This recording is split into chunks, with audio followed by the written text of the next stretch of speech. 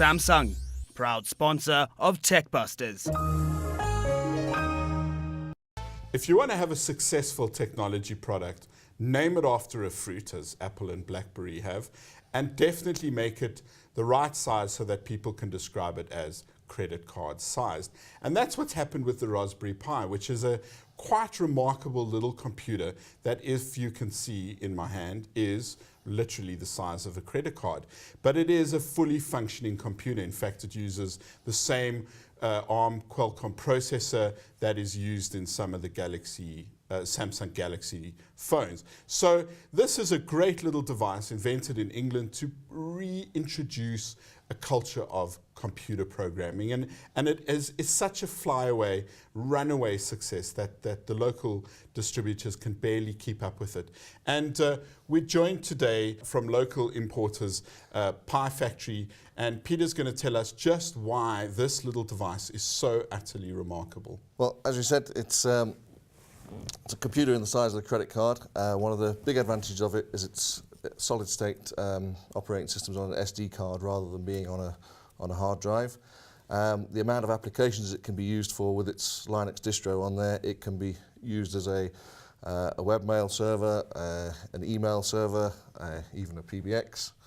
And just about anything. And the great thing about it is that if you want to teach a child or a teenager what computer programming is, it's ideally designed for that. Yes, it's excellent for that. We have a lot of our customers are fathers who've got sons. They're trying to release them from their full-blown PCs and give them a computer of their own to play with. And the remarkable thing is that sells for 450 Rand. Yeah, so for 450 Rand, they can put a fully fledged computer in the hands of their child, who can start their development, and the world's their oyster to see what they can do with it.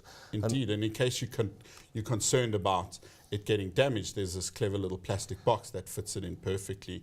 It has all the usual exports and imports, 2 USB ports, Ethernet, sound, video, HDMI video, and a slot for an SD card so that you can put all of that operating system and other programs there, and then a pretty standard micro USB charger, so anyone with an Android or a BlackBerry phone will be able to charge it. And what I find quite remarkable is this little add-on is a 5-megapixel camera. I mean, it's got a little ribbon strip that plugs into it, and that's a 5-megapixel camera. So you can go through a whole bunch of techniques to use video and audio. I mean, this is in educational terms is truly remarkable, isn't it, Peter? Yes. Yeah, and with the Raspberry Pi, the other thing, that great success of a product is actually we're stocking probably in excess of about 50 add-on items like the cameras and that now. So from different coloured cases to all the input outputs that fit to feed the real world relays and switches and LEDs going on and off. So there's lots and lots of fun to be had for anybody who's looking to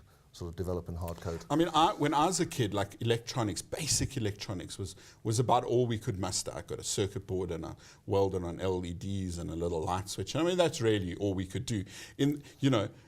30 years later, you can do quite remarkable things. You can build your own computer. You were saying you've got a server. There's some software called Asterix that lets you create a PABX for your office. Sure. So it's not just an educational thing. It's a very cheap but efficient and remarkably space efficient little server if you want it. Yep. And again, as I said, with its low power consumption, it's 2 watts.